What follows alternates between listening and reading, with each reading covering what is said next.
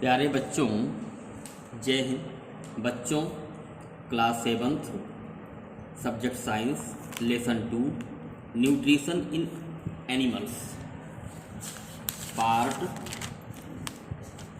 8 digestion इन grass eating animals. घास खाने वाले जानवरों में पाचन तंत्र। घास खाने वाले जानवरों में पाचन तंत्र। ठीक।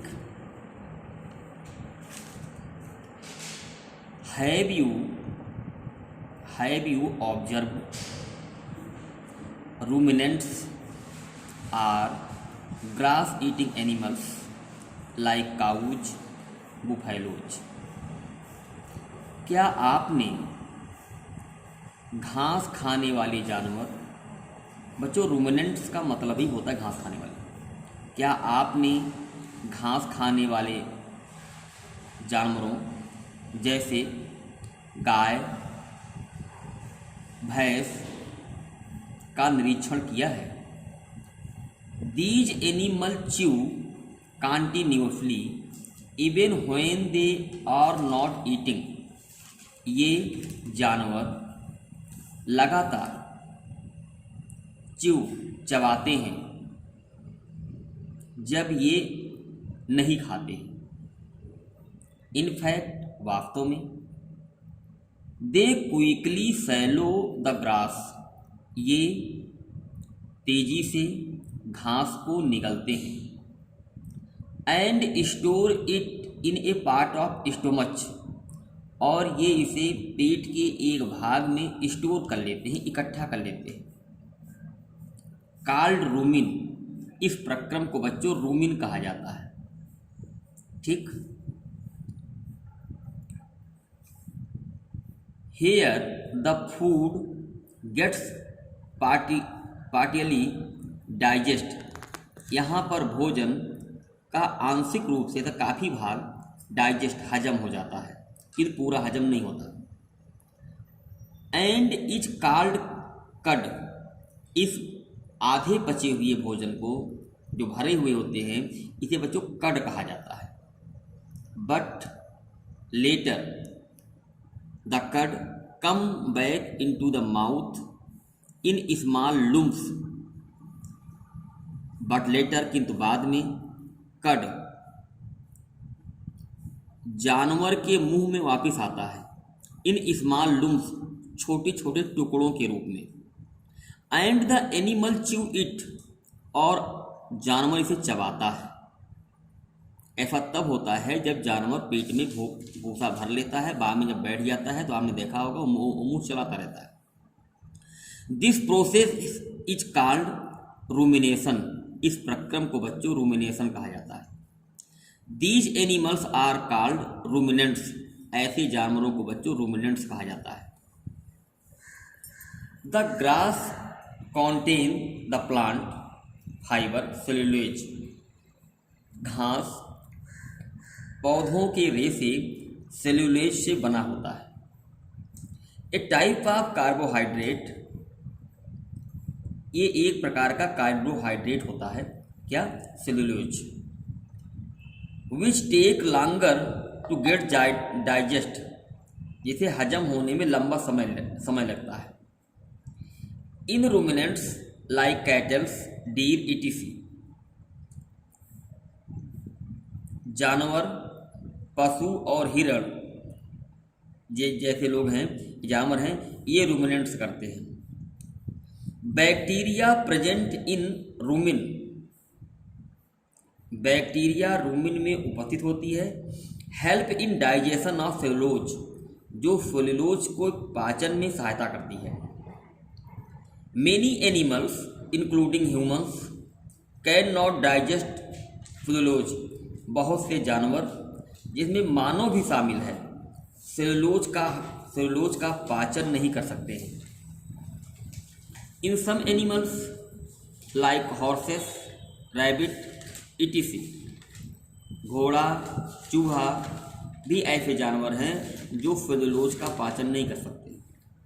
There is large sac like structure, इन जानवरों के अंदर सैक की तरह एक ढांचा होता है, बड़ी बनावट होती है, कार्ड कैसिकम, जिसे कैसिकम कहा जाता है, present between the oesophagus and the small intestine.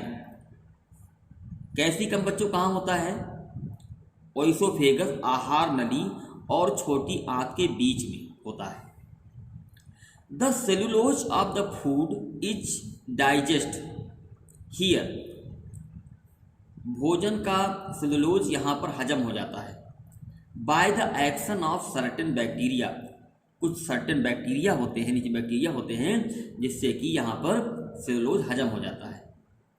These bacteria are not present in human, cellulose को पचाने वाली बैक्टीरिया मनुष्य में नहीं पाई जाती है, इसलिए सेलुलोज का पाचन मनुष्य में नहीं होता है।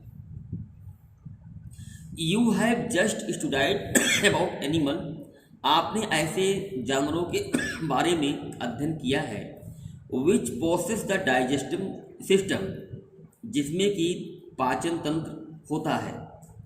But there are many small organism, कुछ बहुत से ऐसे सूक्ष्म जीव हैं which do not have a mouth, इनके ना तो मुंह है, एंड डाइजेस्टिव सिस्टम, ना उनके अंदर पाचन तंत्र है। Then how do they acquire, तो वो भोजन कैसे प्राप्त करते हैं? मुंह भी नहीं है। एंड डाइजेस्ट फूड, फिर वो भोजन को हजम कैसे करते हैं? इन द सेक्शन बिलो, नीचे के भाग में, you will study another interesting way of food intake, नीचे आप अध्ययन करेंगे कि जो सूक्ष्म जीव है ये कैसे भोजन अपना लेता है, ये बहुत बच्चों रुचिकर है। डायरिया, ध्यान देना, frequently passing of the watery stool is known as diarrhoea. जब बच्चों टॉयलेट बहुत पतली आने लगे, स्टूल में टॉयलेट, तो समझ लीजिए आपको डायरिया है। It may be caused by infection, food poisoning, indigestion. ये बच्चों क्यों होता है? डायरिया क्यों होती है? इन्फेक्शन के कारण, फूड पॉइजनिंग के कारण, या भोजन में कोई चीज़ खट्टी मीठी हो जाए तो उसके कारण होता है। In our country it is very large, in our country, हमारे देश में, इट इज़ वेरी कॉमन, ये बहुत सामान्य बात है, डायरिया बहुत सामान्य बात है। And particularly among the children, ऐसा ज़्यादातर बच्चों में होता है। ठीक, ज़्यादातर डायरिया किन में होती है? बच्चों में होता है। ज़्यादा देखा होगा बच्चों के टॉयलेट में सब उनका पेट खराब ही रहता है, वही है बच्चों डायरिया। समटाइम्स, कभी कभी, the condition become very sewer, मतलब खतरनाक, कंडीशन बहुत खराब हो जाती है। एंड कैन बी फैटल, और ये घातक भी हो सकता है, फैटल भी घातक।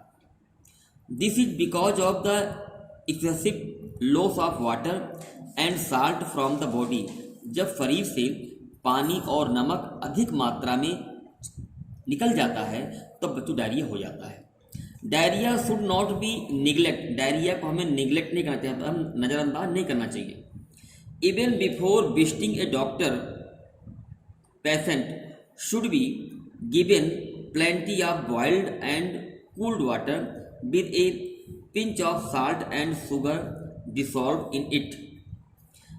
Before visiting a doctor, doctor को दिखाने से पहले should given A plenty boiled water, उसे अधिक मात्रा में उबला हुआ पानी और ठंडा पानी देना चाहिए, और पानी में नमक और चीनी का घोल भी होना चाहिए।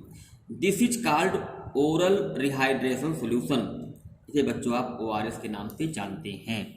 ठीक, पहेली ईगर टू नो, पहेली जानने की इच्छुक है, why these animal can not chew food properly at the time they take it, जब जानवर जिस समय भूस या घास अपने खाता रहता है तो वो पूरी तरह से उसको क्यों नहीं खाता, क्यों नहीं, मतलब उसको हजम करता है।